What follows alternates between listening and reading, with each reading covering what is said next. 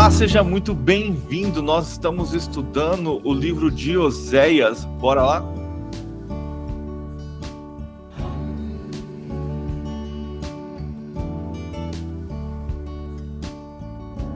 Senhor, louvado, exaltado e engrandecido seja teu nome, porque o Senhor é bom. Obrigado, Pai, por tudo que tem feito pelas nossas vidas. Obrigado, Senhor, pelo fôlego de vida.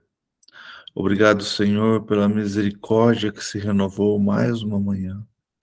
Obrigado, Pai, pela sua graça derramada sobre nossas vidas. Obrigado, Jesus, pelo seu amor tão grande por nós. Santo, santo é o Senhor.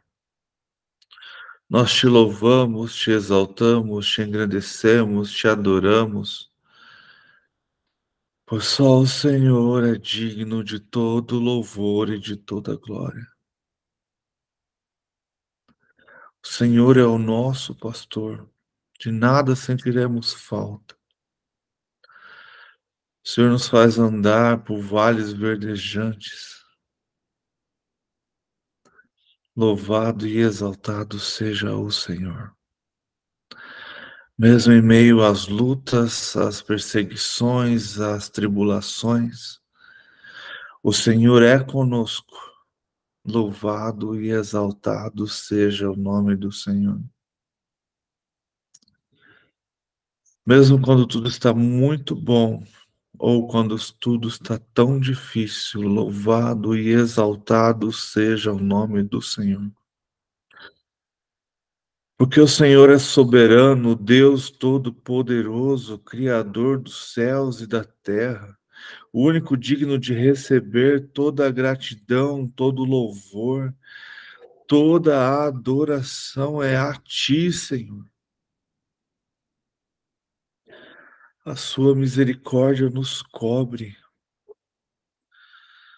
a sombra das Tuas asas nos protege, o Teu amor nos constrange, a Tua graça nos basta. Louvado seja o Senhor. Obrigado, Jesus, porque entrou dentro da criação, deixando a sua glória, se fez homem,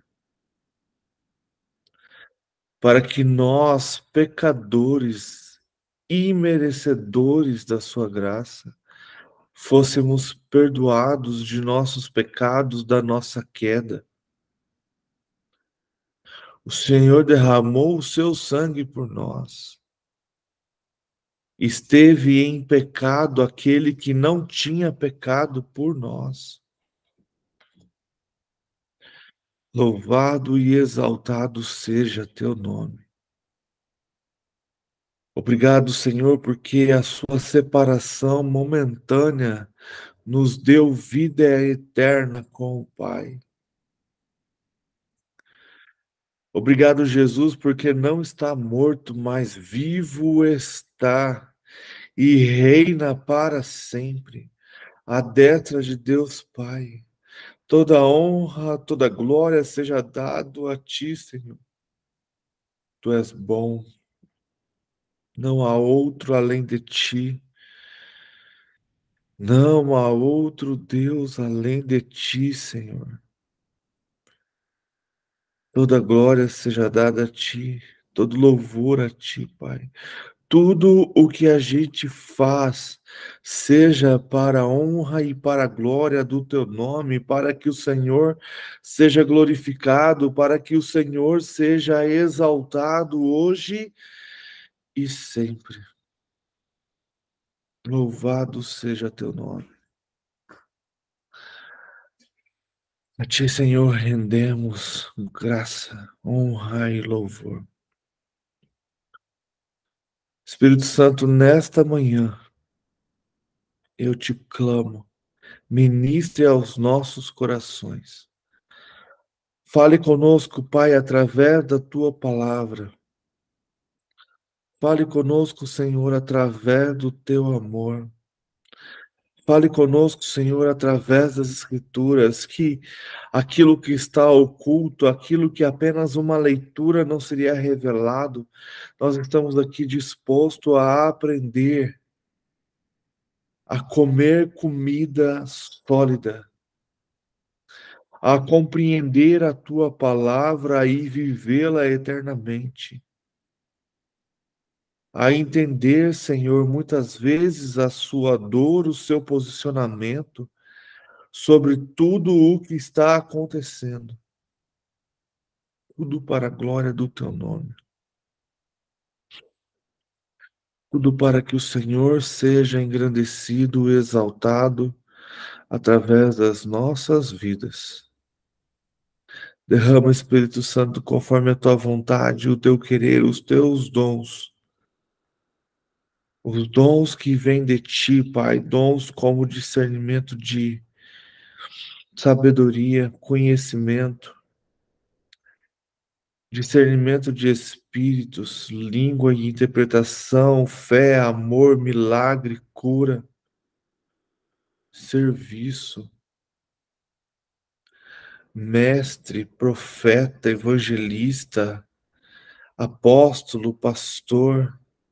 Derrama o seu dom sobre nossas vidas conforme a tua vontade, conforme o teu querer, para que possamos ter uma vida segundo a tua vontade, segundo o teu querer, que possamos andar na sua direção todos os dias, que possamos caminhar ao teu lado e viver uma vida próxima a ti, obedecendo sempre e trazendo cada vez mais o teu reino para as nossas vidas e para a vida das pessoas que nos cercam.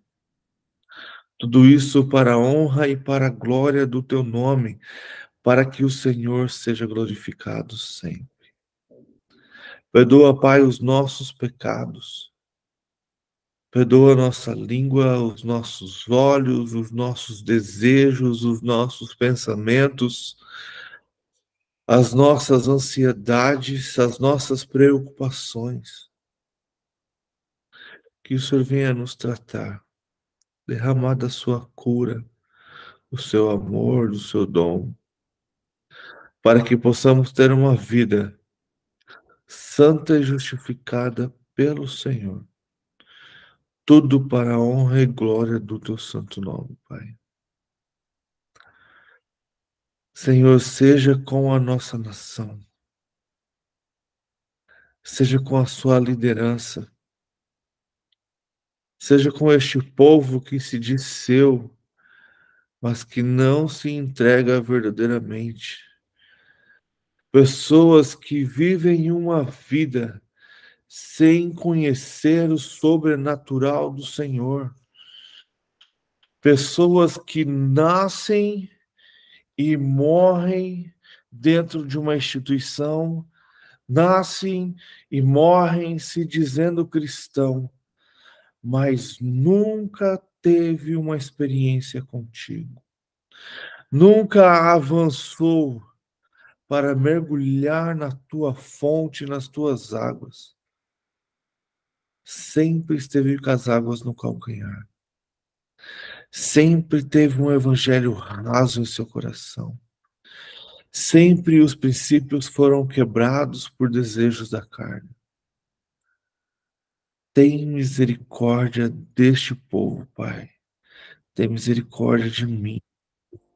Que o Senhor esteja agindo com todo o poder, com toda a sabedoria, para transformar este povo, esta nação. Traga paz, Senhor, para Israel. Traga paz para o mundo, Pai, que está caminhando em passos largos para o caos, para a guerra, para a fome, para a peste, para a sede. Pai querido, tem misericórdia daquelas pessoas que são vítimas deste conflito. Sabemos que esses conflitos são necessários para as dores dos últimos dias. Abra os nossos olhos, Pai, para ver os sinais, para ver o teu poder, para ver a tua graça manifesta, que possamos ver algo e compreender o que o Senhor tem para nós, que possamos ter amor e empatia pelo próximo. Não nos deixe de fora, Pai. Abra os nossos olhos, que possamos estar atentos aos teus sinais e compreender o momento de todas as coisas, para a honra e para a glória do teu santo nome. Em nome de Jesus. Amém. Bom dia, Vanderlei. Bom dia, bom dia. Amém. Dia. Bom dia, bom dia.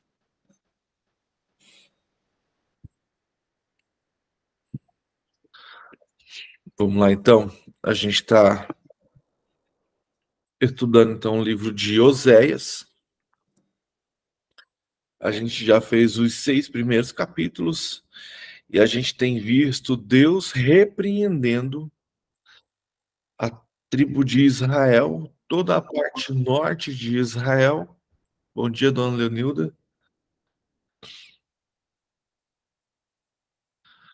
Trazendo para eles ali toda a consequência de suas escolhas, mostrando para eles o quão pecadores são, mostrando para eles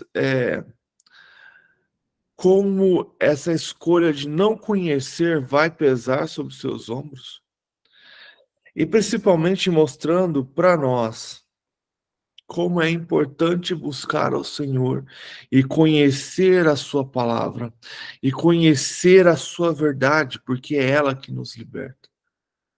Então eu gosto sempre de dizer que conhecereis a verdade e ela vos libertará, mas como se o povo padece por conhecimento? Então a gente tem, não só naquele período, mas a gente tem hoje também, um povo que padece por conhecimento. Um povo que não tem o mínimo interesse de buscar a palavra do Senhor. Um povo que duvida da palavra do Senhor. Um povo que escolhe o que lê para agradar ao seu coração. E a gente traz aqui Deus trazendo um peso maior sobre os sacerdotes, sobre os governadores, os reis, e como o povo paga pelo fato deste povo estar ensinando o engano. E hoje nós somos sacerdotes. Será que estamos levando a verdade ou estamos vivendo e levando o engano? Então precisamos estar todos os dias firmados na palavra do Senhor, buscando sempre mais conhecimento e mais entendimento, para que a gente não caia, para que a gente sempre busque uma vida de santidade no Senhor. Para que todos esses castigos que a gente viu sobre Israel e a gente viu e sabe que vai voltar a acontecer, que a gente seja guardado, protegido pelo Espírito do Senhor. E é maravilhoso ver que mesmo Deus sendo traído, Deus sendo deixado de lado, o povo não mais adorando nem obedecendo ao Senhor. A misericórdia de Deus é tão grande que ele não extermina o povo. Ele deixa que aquela geração se perca, que aquela geração morra, que aquelas pessoas sejam realmente entregues aos seus inimigos. Mas sempre há um remanescente em Israel. Sempre há um remanescente em Judá. Com o que faz nós. Bom dia, dona Lenilda. Agora consegui entrar. Bom dia. A internet está ruim. Bom dia. Bom dia. Com o que faz com que a gente entenda que Deus é com Israel. Como era naquele tempo, ainda é hoje. Então, a gente vai para o capítulo 7. E ele é uma continuação, lembrando que a Bíblia, quando foi escrita, ela não tinha capítulos, né? Então, a gente está vendo Oséias praticamente sem parar, profetizando ali para aquele povo, para que haja pelo menos o arrependimento de alguns. Sabemos que não há o arrependimento de uma nação, mas sabemos que alguns se arrependerão. Assim como quando Jeremias profetizava também em Judá, a gente sabe que o rei não se arrependeu, nem os profetas, nem os sacerdotes que tinham ali, mas sabemos que muitos foram salvos pelas palavras de Jeremias. Assim como muitos foram salvos sendo levados cativo para o exílio, muitos foram salvos quando Jeremias levou este povo para uma outra terra para fora de Jerusalém. Então Deus continua cuidando do seu povo. Nós vamos continuar então Oséias capítulo 7, versículo 1. Quando eu tento curar Israel, o mal de Efraim fica exposto, e os crimes de Samaria são revelados, pois praticaram o engano. Ladrões entram nas casas, bandidos roubam nas ruas, mas eles não percebem que eu me lembro de todas as suas más obras. Seu pecado os envolve e eu os vejo constantemente. Então, é a gente entender que os olhos do Senhor estão sobre as nossas vidas o tempo todo. E a teologia do medo traz essa ideia de tipo assim, olha, cuidado, hein? Deus está vendo. Deus está vendo o pecado que você está cometendo. Deus está vendo o caminho que você está seguindo. E não é essa a intenção de quando a gente diz que os olhos do Senhor, eles estão sobre nós o tempo todo. São olhos de amor, de cuidado, de atenção, mas que também não deixa de ver os nossos erros e as nossas falhas. E aqui em cima eu achei bem interessante, pois eles praticam o engano. Então, quando a gente ouve que hoje em dia o engano vai ser o gatilho para a transformação das pessoas, naquela época em Israel também foi. Então, o engano fez com que aquele povo caísse, com que as suas feridas fossem reveladas e que o seu pecado fosse transformado e revelado ao Senhor. Então, sejamos atentos, para que não sejamos, em nosso período também, enganados. 3. Eles alegram o rei com sua impiedade. Então, a gente tem um rei tão insano que se alegra com a impiedade. Os líderes com suas mentiras.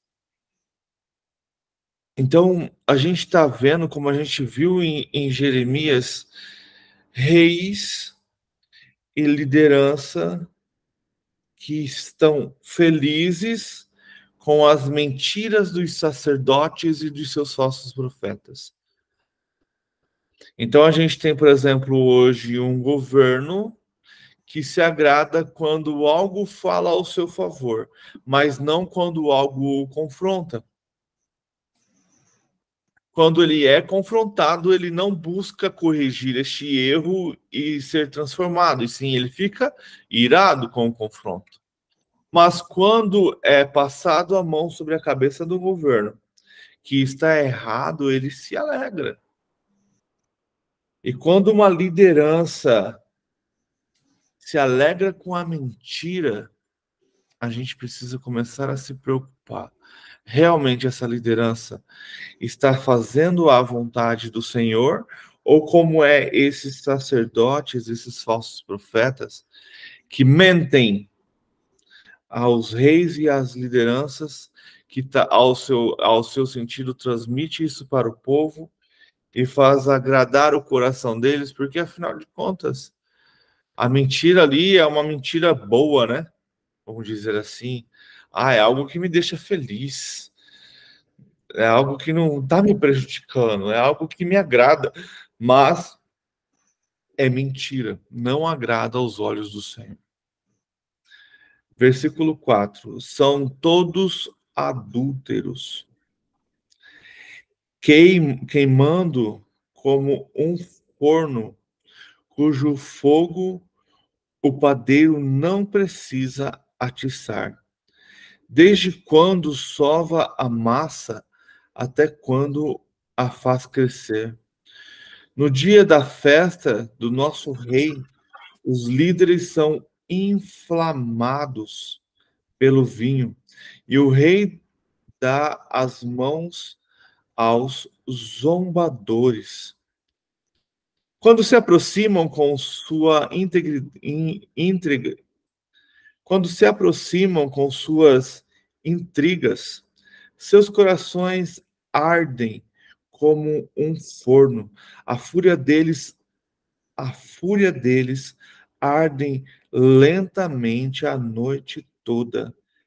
Pela manhã queima como chamas abrasadora. Então, quando se aproximam com suas intrigas, né? Com suas confusões, com suas discórdias, os seus corações ardem como fogo, a fúria deles arde lentamente. O que a gente tem visto hoje em dia é esses líderes inflamados que participam de falsas festas, né? De falsas reuniões, e ali então eles vão alimentando aquela fúria, aquela raiva lentamente, ao ponto de chegar uma hora em que essa chama espalha, explode e queima a todos. Então a gente vê que não só naquele período, como nos dias de hoje também. Bom dia, Beth. Bom dia. Bom dia. Como o Senhor tem feito coisas e tem visto coisas que não agradam ao seu coração. Líderes, uma liderança que se embriaga com o vinho, que deixa... quando a gente vê aqueles se embriagando com o vinho, significa que eles estão juntos ali. Mas a intriga vai aumentando, vai inflamando, e quando se vê, todos estão queimados, né? Versículo 7 do capítulo 7. Todos eles se esquentam como um forno e devoram os seus governantes. Todos os seus reis caem e ninguém clama a mim. Então a gente tem aqui um período em que Oséias está aqui profetizando, cujo as mentiras vai derrubando reis. Depois desse rei, onde Oséias começa a sua jornada, ele morre, e aí a gente tem vários períodos de sucessões de reis que são assassinados. Então são pequenos, são reis que duram aí meses, poucos anos, e então rapidamente são assassinados para que outros tomem o trono.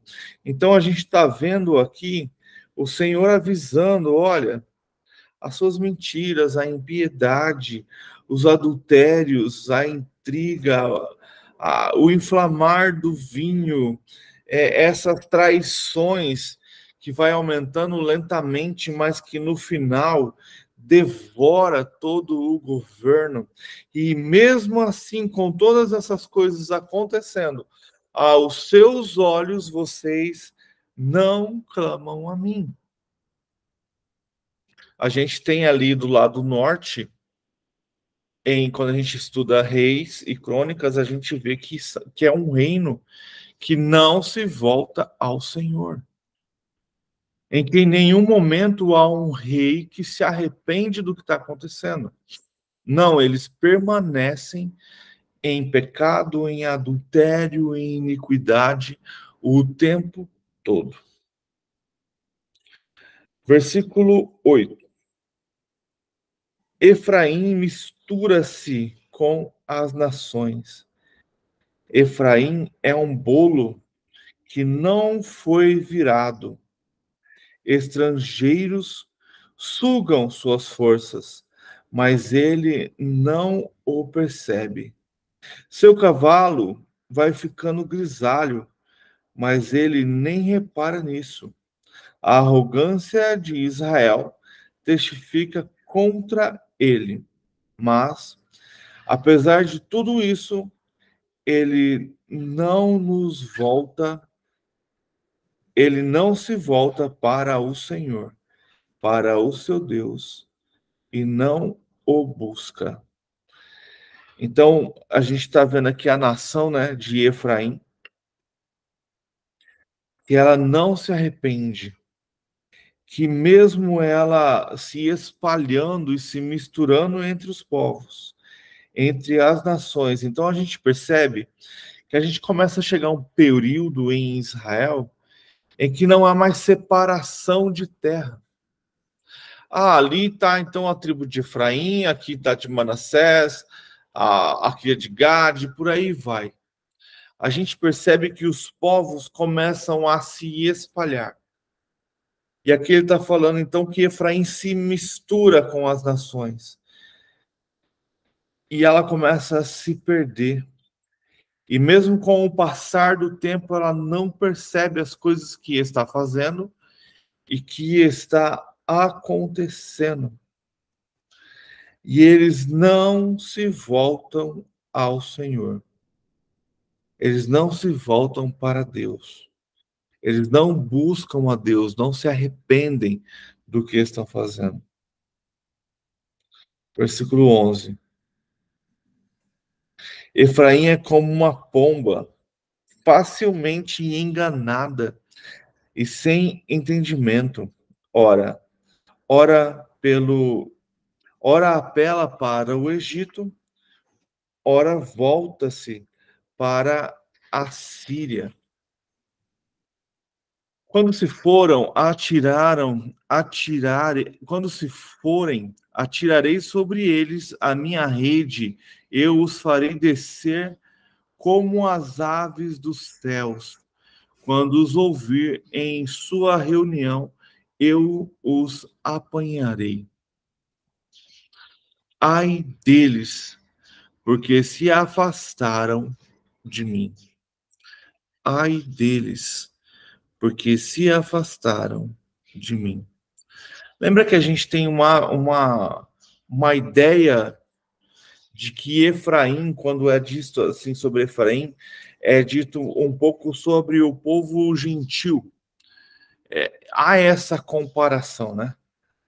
Então, quando a gente traz para o nosso tempo, para que a gente tenha uma interpretação de tudo que está acontecendo, a gente tem um povo conhecedor do Senhor, né? Vamos trazer esse lado gentílico disso. Então, são pessoas que conheceram ao Senhor, que tiveram a oportunidade de ouvir sobre sua palavra, mas que escolheram se afastar do Senhor. São pessoas que cresceram dentro de uma igreja, dentro de uma instituição religiosa, ou que muitas vezes simplesmente começaram a frequentar, tiveram uma transformação, uma paixão inicial ali, mas o engano veio. E eles começam, então, a se afastar do Senhor. Então, este afastamento que a gente vê aqui, tanto do povo de Israel, como dos efraimitas, como do povo judeu, não é um afastamento de pessoas que nunca ouviram do Evangelho. Você vê que a mão do Senhor não pesa sobre o povo cananeu. O Senhor não está falando aqui, agora eu vou castigar Edom, porque Edom me traiu. E quando a gente avança para o nosso tempo, a gente tem a mesma coisa. A gente fica achando, não, sou cristão, sou crente, vou na igreja todo domingo. Tá, e aí? Quantas vezes você já leu a Bíblia? Melhor, quantas vezes você estudou? Porque só ler não vai adiantar nada. É igual ler uma revistinha em quadrinhos. Você vai saber algumas histórias superficialmente, mas você nunca vai se aprofundar. E aí você começa a ser confrontado, você começa, eu não vou mais nessa igreja. Vou procurar outra igreja onde ela apacenta o meu eu, onde ela aquece o meu eu, onde eu vou ter uma semana abençoada, cheia de propósito, porque o meu ego foi alimentado durante o culto. Será que é isso mesmo que Deus quer de nós? E volto a dizer, o Senhor não está falando dos povos ao seu redor, está falando com e de seu povo. Quando a gente começa a estudar um pouco e se aprofundar, a gente começa a compreender pela forma de falar, os estudos e a localidade de Jesus, que Jesus era ali do mesmo povo dos fariseus. Lembrando que fariseus, saduceus, sacerdote, todas essas coisas eram como se fosse partidos políticos, tá? Então, quando a gente vê ali no capítulo 23 de Mateus, Jesus batendo com força nos fariseus, ele estava fazendo isso porque eram seus irmãos. Eles o conheciam profundamente. Então ele está tentando corrigir o seu lar, a sua casa. Lembrando que o povo fariseu era um povo estudioso. Eram pessoas que buscavam a palavra. Mas que com o tempo, mesmo aqueles estudiosos que conhecem a palavra, que são grandes líderes, eles podem usar a palavra para distorcer tudo isso para o seu próprio bem, para o seu próprio proveito. Então, lembra-se que a gente não pode generalizar. Assim como havia rabinos, sacerdotes bons, assim também havia saduceus e fariseus que realmente temiam ao Senhor. Mas, no meio de tudo isso, sempre há o sem vergonha que está fazendo coisa errada. E a gente pode trazer isso para dentro das igrejas de hoje. Então, existem igrejas onde o Senhor é pregado, onde as pessoas têm temor ao Senhor. E existem igrejas onde a sua liderança está enganando o corpo. E por isso que a gente tem hoje um corpo doente, uma igreja doente, uma igreja fraca, capenga. Por isso que eu acredito que nesses últimos dias o Senhor tem levantado pessoas para amadurecerem seu evangelho. Pessoas que começam a levar a palavra do reino sem medo, mas que levam esta verdade, doa a quem doer. O evangelho do reino foi feito para isso. Ele não é para ficar passando a mão e fazendo cafuné. O evangelho do reino traz transformação. Jesus veio para trazer transformação. E Jesus mesmo fala, eu vim para confronto, eu vim para confrontar. Eu vim para que através deste confronto haja uma transformação na sua vida. Porque se eu manter você sossegado, tranquilo, não haverá transformação, e sem transformação não há aproximação, e sem esta aproximação não há intimidade, e sem intimidade não há conhecimento, e sem conhecimento não há santidade, e sem santidade não veremos a Deus. Tudo é ligado. Aí quando a gente vive esta hipergraça, esse hiperamor, de que Jesus perdoou os meus pecados e de que ele é obrigado a perdoar os mesmos pecados todos os dias. Isso significa que não houve em nós transformação. Então significa que o evangelho do reino que eu estou recebendo, por algum motivo, ele não está sendo puro. Ele está sendo uma bebida misturada, adocificada, com um sabor que, como disse lá, é doce ao passar pela boca, mas é amargo quando bate no estômago. Então, hoje a gente tem um evangelho de palavras doces, de amor extremo, de inclusão extrema, de participação extrema, e não temos mais confronto. Não temos mais o real sentido da cruz. Não temos mais o real sentido da ressurreição. E o evangelho foi tão enganado que muitas vezes coloca a cruz acima da ressurreição. A cruz ela é importante porque leva os nossos pecados embora, nos restaura, nos santifica. Mas a ressurreição é a certeza de uma vida eterna com ele em seu reino. E aí a gente tem um evangelho pregado nas igrejas, onde não estão errados, pregando sobre o arrependimento, sobre o arrependimento, sobre o arrependimento, sobre o arrependimento, sobre o arrependimento. E aí a gente vê cristãos superficiais, como olhando apenas a canela, porque não entendem que precisam mergulhar no Senhor.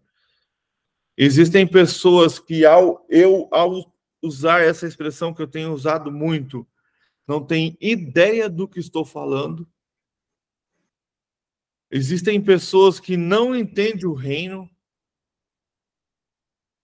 Existem pessoas que estão aguardando o céu porque não compreendem a palavra.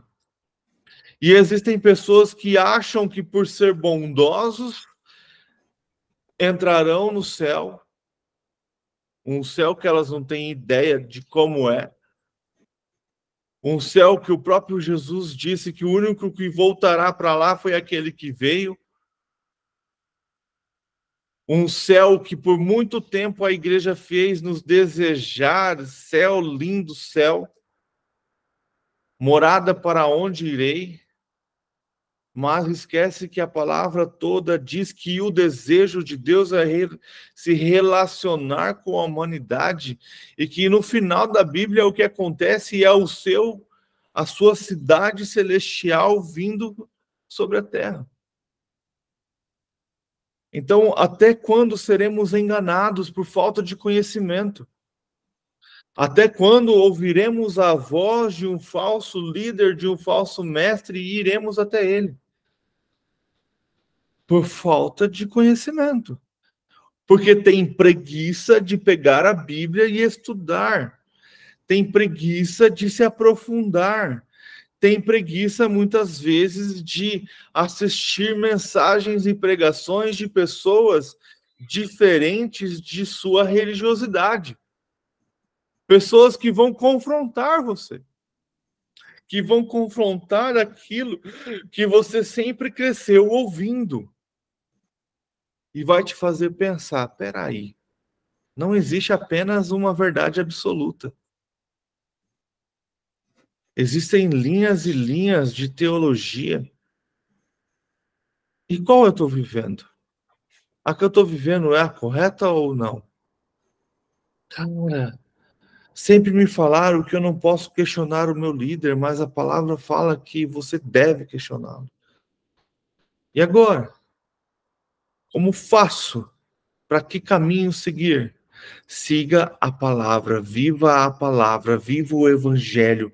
Faça como os bereanos, mergulhem nas escrituras para saber se o que está sendo falado, pregado, ensinado está correto. E assim você terá conhecimento, e quando você tiver esse conhecimento, você com toda certeza conhecerá a verdade. E a verdade é o próprio Cristo. Dias maravilhosos serão esses, mas antes é necessário que venha todo um caos, toda uma perseguição, toda uma transformação, para que só então nós gentios atinjamos a plenitude, assim como também os judeus. Continuando, vou ler o 13 de novo. Ai deles, porque se afastaram de mim. Destruição venha sobre eles, porque se rebelaram contra mim. Cara, eu estava estudando ontem, se rebelaram contra mim. E esse negócio de se rebelar contra Deus, e a gente viu, foi no capítulo anterior, falando sobre Deus comparando-os com Adão. E aí eu estava estudando ontem sobre a queda,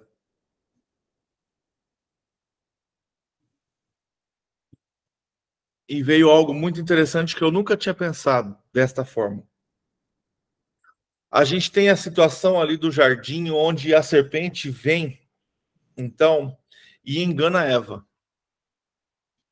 Ela começa questionando, ela vai colocando dúvida, ela vai enganando ali até que a própria Eva coloca dúvida em suas palavras e come do fruto.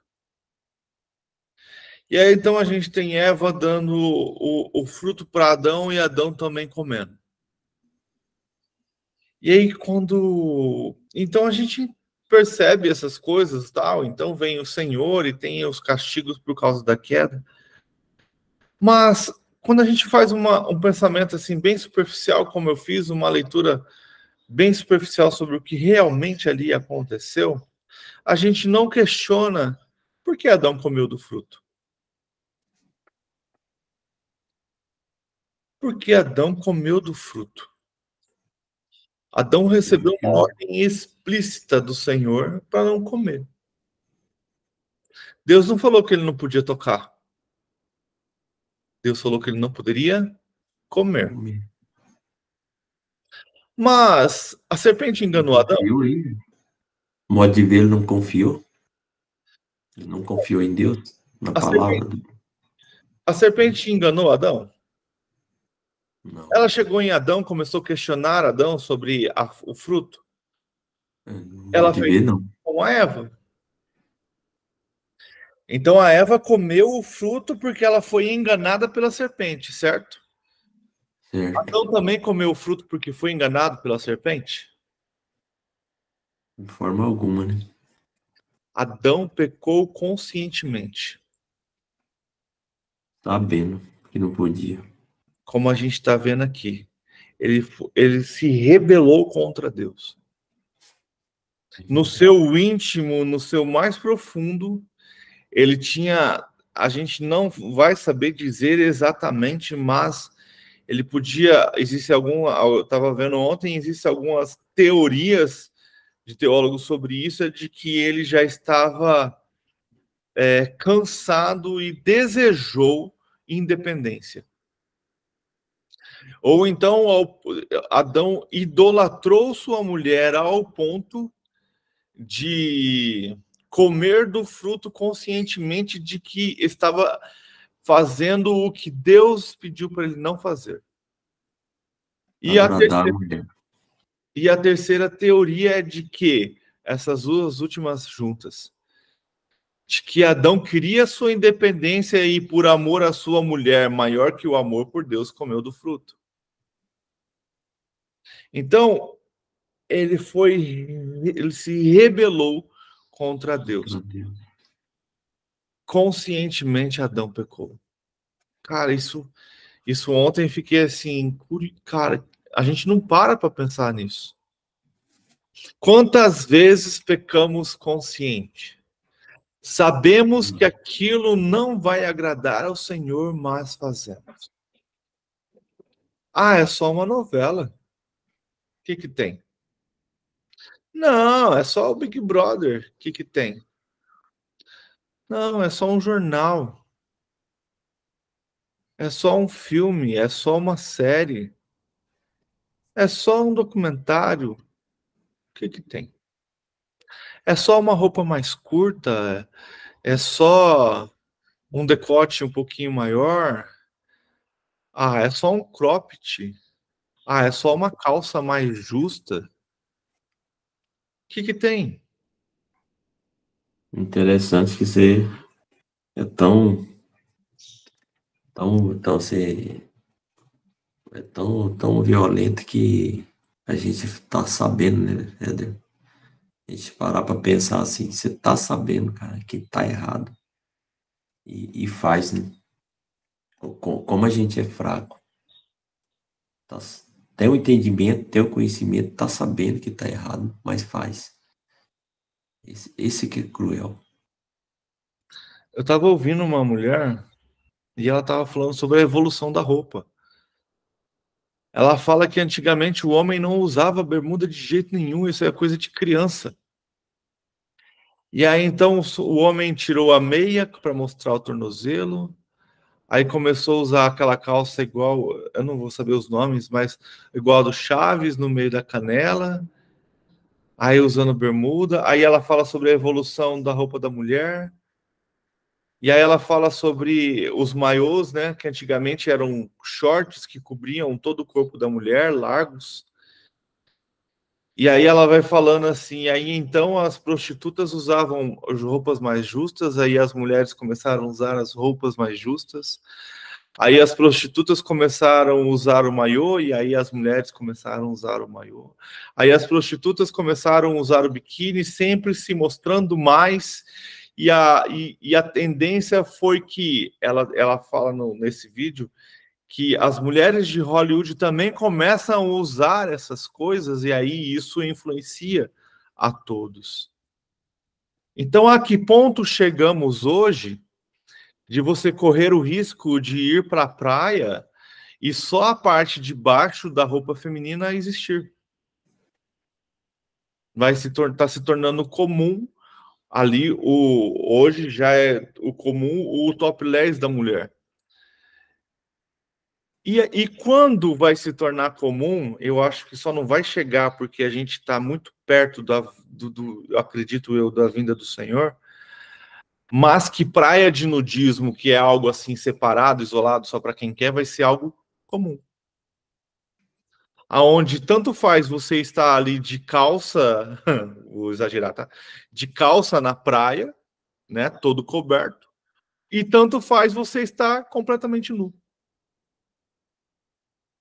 A tendência é essa promiscuidade aumentar, e isso é rebeldia, isso é desobediência, isso é a humanidade se rebelando contra Deus. Tudo que a gente fala que é iniquidade, a humanidade se levanta contra aquilo. Então, a gente fala que é errado o divórcio, então o divórcio se torna algo comum.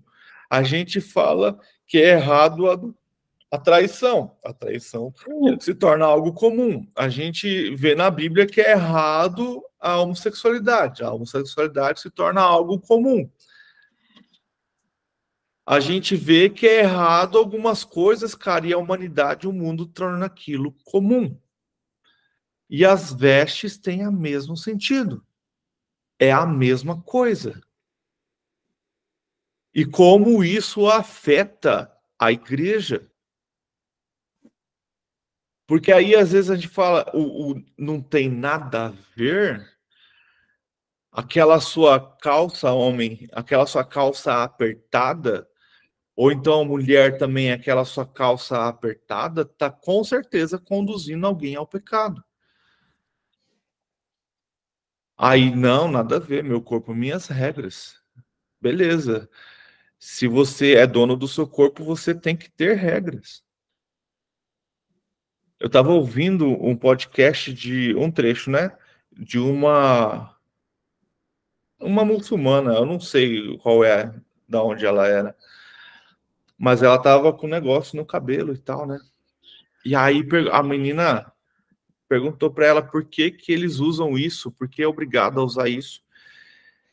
E aí ela falou que é o que é toda uma roupa, né? Que cobre ali a beleza da mulher. Por quê? Ela explica, porque houve um período não muito longe onde havia muito índice de abuso sexual das mulheres. E aí foi colocado nas mulheres isso. Então, isso de não mostrar era para a proteção delas. E aí a gente vai entrar, se a gente entrar nesse discurso, a gente vai entrar. Então, quer dizer que a culpa da mulher ela ser abusada? Não, é culpa dos dois. O mal está nos dois. Mas eles encontraram uma maneira lá da mulher se guardar e de se proteger. Não estou falando que tem que usar dessa maneira, mas precisa ser tão vulgar? É. Hoje, cara,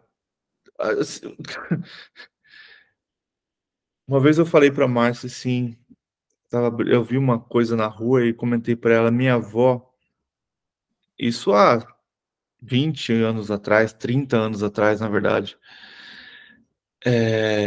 ela ficou escandalizada porque minha mãe pediu para eu ir no mercado comprar absorvente para ela.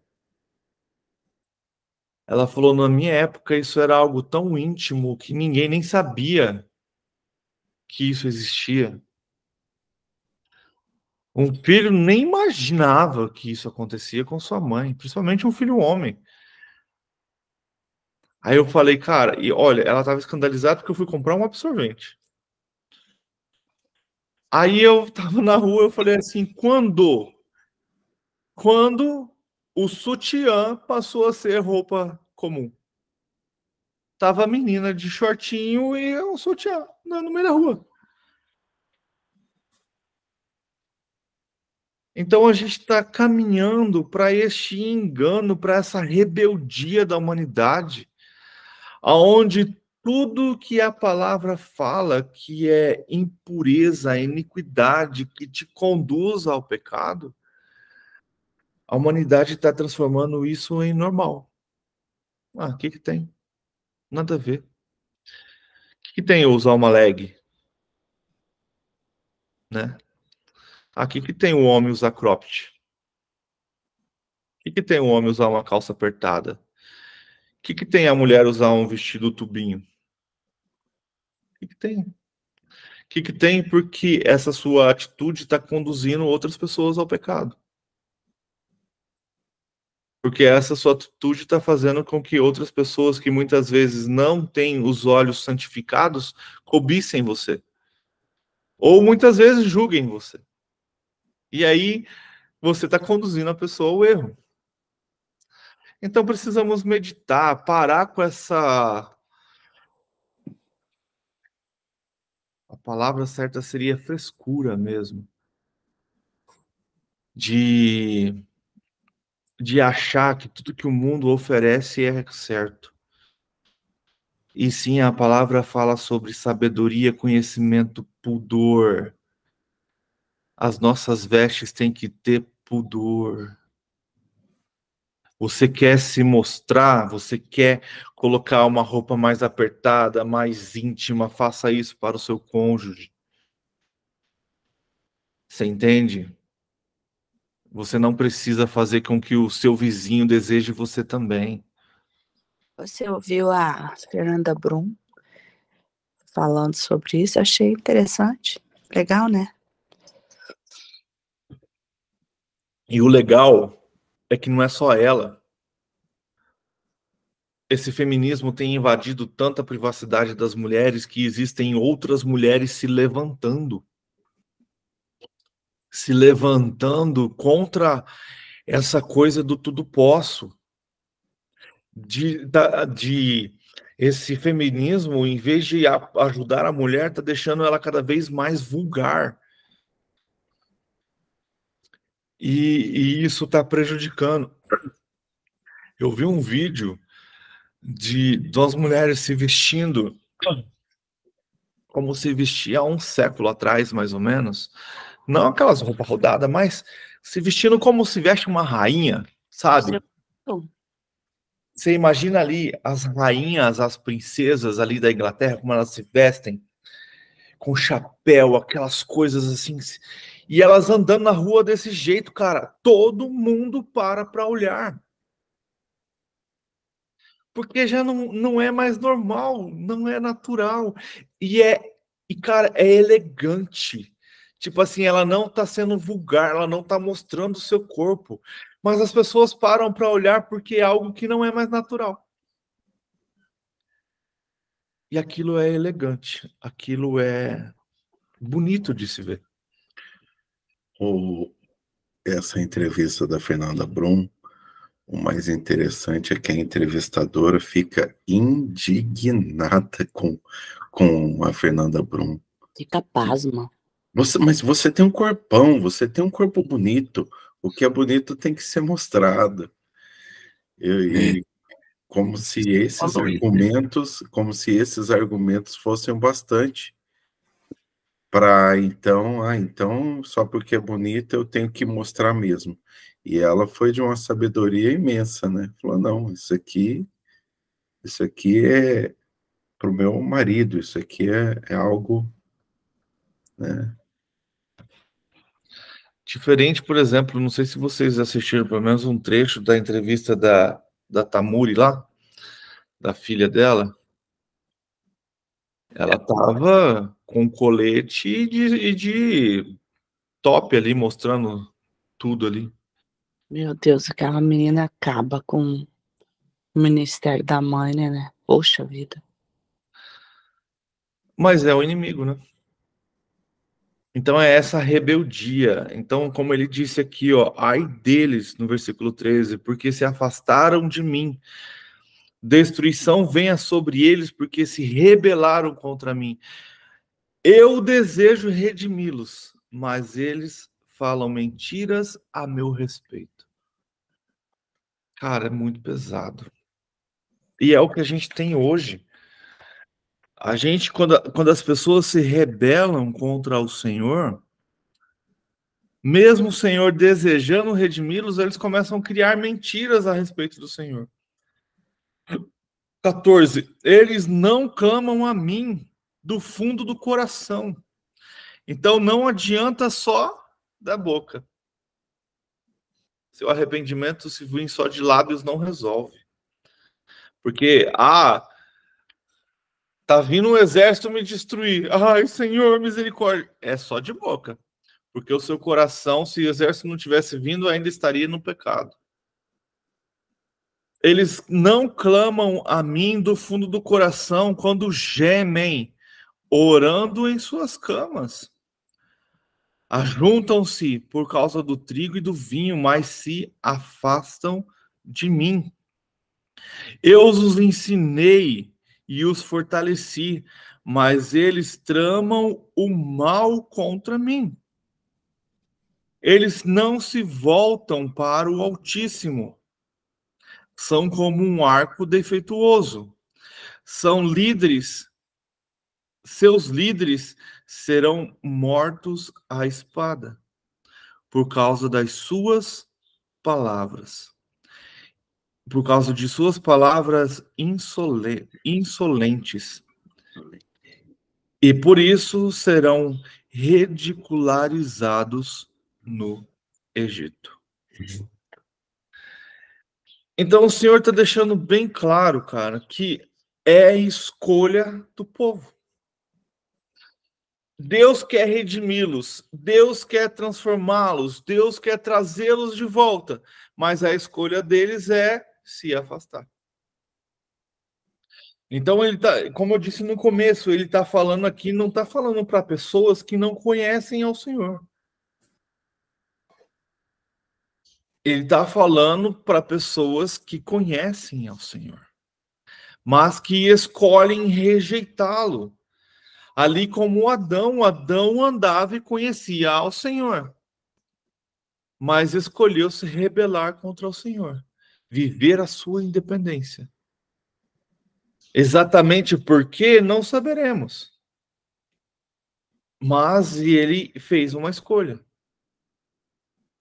Eu gosto muito do Cláudio Duarte, ele usa esse exemplo, ele falou assim, se ele falando, né, a gente sabe que a gente ia cair igual Adão caiu, mas hoje, com o nosso pensamento e consciência, ele fala assim, se Eva chegasse com aquele fruto para eu comer, eu ia falar, espera um pouquinho, senhor, chega aí. Ó, a mulher que o senhor me deu tá me falando para comer daquele fruto que o senhor falou que não era para comer, e aí? Mas talvez a sua compaixão, o seu desejo por independência, o seu amor, a sua idolatria por Eva, fez com que Adão escolhesse também comer do fruto. Porque ele podia fazer isso, né, Éder? Porque ele tinha intimidade com Deus. Ele podia dizer não. Ele preferiu se revelar, então. Assim como nós podemos dizer não para o pecado hoje. Adão também poderia ter dito não. Tomar posição, né? Mas a humanidade e a carne escolhe se rebelar. Então precisamos, para concluir, estar atentos para não sermos cegos e obedientes de tal maneira a uma liderança, ser submisso a uma liderança ao ponto de sermos cegos, ao ponto de fugiu a palavra, mas não buscarmos saber se o que está sendo dito está correto. Não precisamos ter uma obediência cega, submissa totalmente a uma liderança. Seja ela religiosa, profissional, familiar, nós precisamos ser obedientes e submissos totalmente ao Senhor. E quando somos submissos, obedientes ao Senhor, então tudo vem para o seu bem, para o nosso bem. Mas quando escolhemos nos rebelar contra o Senhor, desobedecendo Ele, nós nos afastamos do Senhor. E, cara, esse versículo 14, o começo dele, temos que tomar muito cuidado. Eles não clamam a mim do fundo do coração quando gemem orando em suas camas. Como está sendo as suas orações?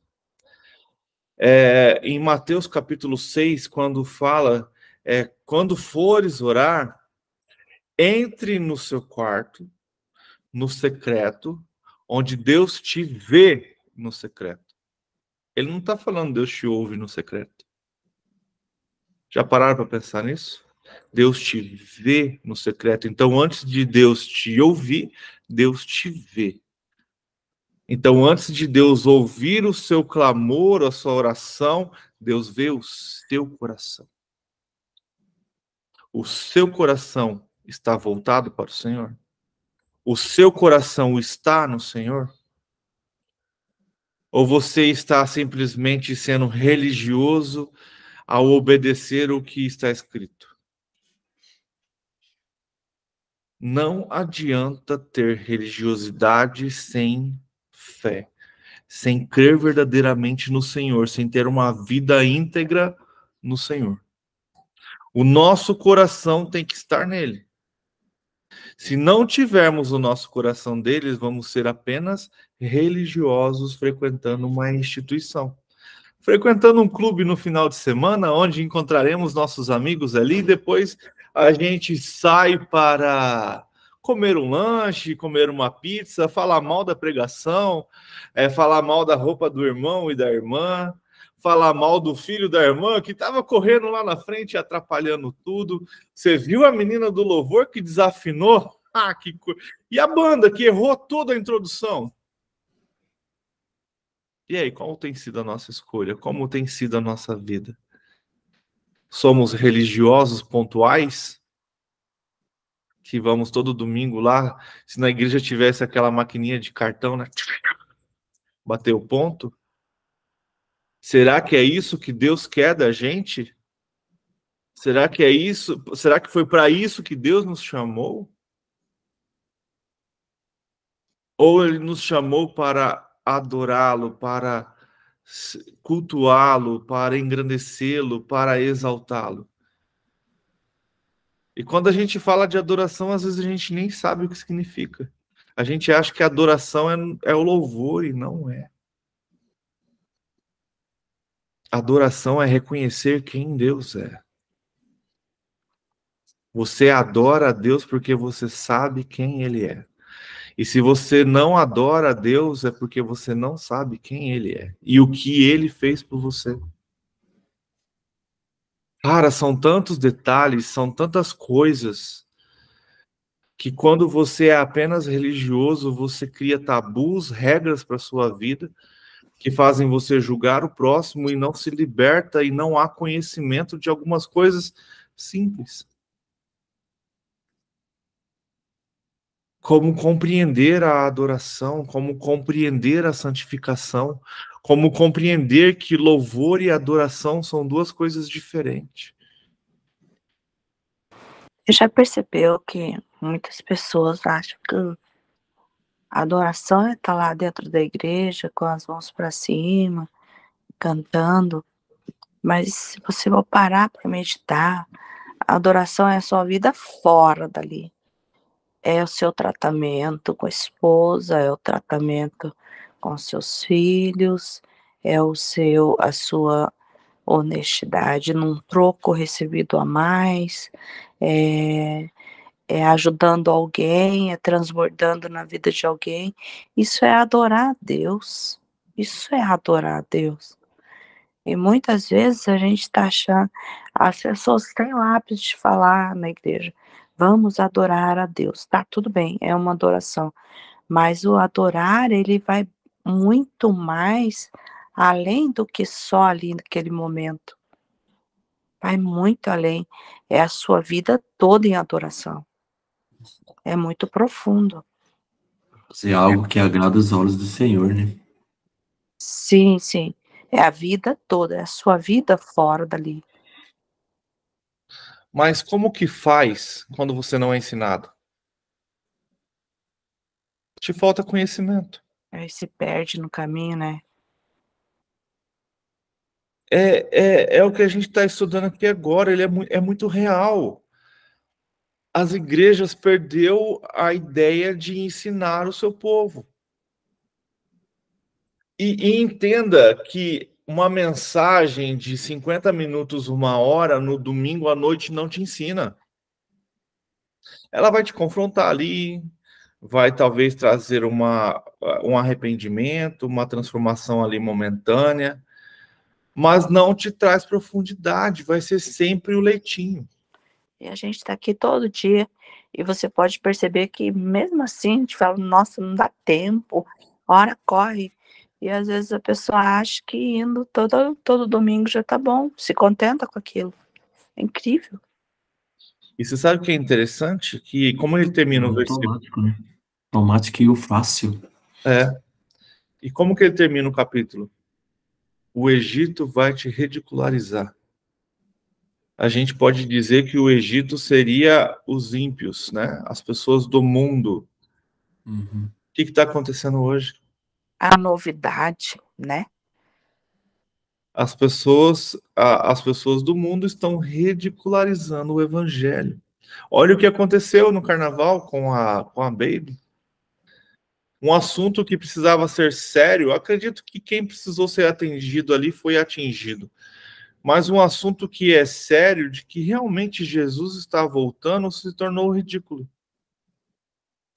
Por causa da maneira do lugar que isso foi dito. Mas um alto preço é pago dos dois lados.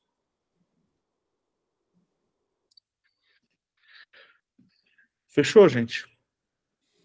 Fechou. Não está encerrando, como a Beth diz, a hora passa e a gente nem vê. Vamos estar orando para a gente encerrar? Vanderlei, pode orar para a gente, por favor? Sim, Amém. vamos orar. Estamos aqui reunidos, Pai, na Tua presença. E quanto é maravilhoso, Pai, estar aqui na Tua presença, te exaltando, te glorificando. Como a Beth falou, o Éder falou, adorar o Senhor a todo tempo, todos os dias, com boas ações, com entendimento, aprendendo sobre Ti, sobre o reino, sobre Tuas palavras, Pai. Isso, o modo de ver, é adoração. Estamos aqui reunidos para Te louvar, Te exaltar, Pai, e agradecer em nome de Jesus pela oportunidade de acordar, de levantar e aprender um pouco mais de Ti, Pai. Aprender, ter discernimento do Teu reino, da Tua palavra. Obrigado, Pai, por cuidar de nós e nunca desistir de nós, Pai. Obrigado pelo despertar, por acordar, por abrir os olhos, por estar aqui todas as manhãs com esse renovo dessa energia, porque Sua misericórdia é eterna, Pai. Obrigado por mais um dia, por estar Te adorando e aprendendo e conhecimento, tendo mais conhecimento e entendimento do Teu reino e da Tua palavra. Orar conosco, Pai. Vem, derrame Seu Espírito sobre nossas vidas. E agradecemos em nome de Jesus pelas graças alcançadas. Agradecemos por tudo que tem feito em nossas vidas, Pai. Peço, Pai, que o Senhor abençoe esse grupo, essas famílias que estão aqui presentes, que entraram, que o Senhor também levante as pessoas que estão no grupo, que não entraram, que o Senhor venha a transformar e buscar eles para participar com a gente, nos aprender e ensinar também. Aprendemos muito com os outros. Que o Senhor venha abençoar todas essas famílias que faz parte deste grupo, que não é fácil, mas é maravilhoso. É muito bom estar todos os dias aqui aprendendo sobre Ti, Pai. Obrigado, Jesus, mais uma vez, pela oportunidade de estar aqui, orando e pedindo e agradecendo tudo, Pai.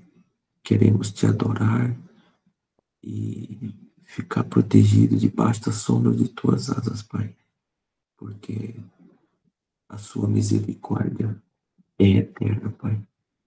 O Senhor é o único digno de ser exaltado, de ser louvado, de ser glorificado. Toda a honra e toda a glória é para Ti, Pai. E pedimos que o Senhor nos use, nos capacite cada dia mais para sermos sacerdote aqui na terra, Pai. nos prepara, nos mantém obediente, Pai, para no dia da tua volta, que está próximo, estejamos preparados, acordados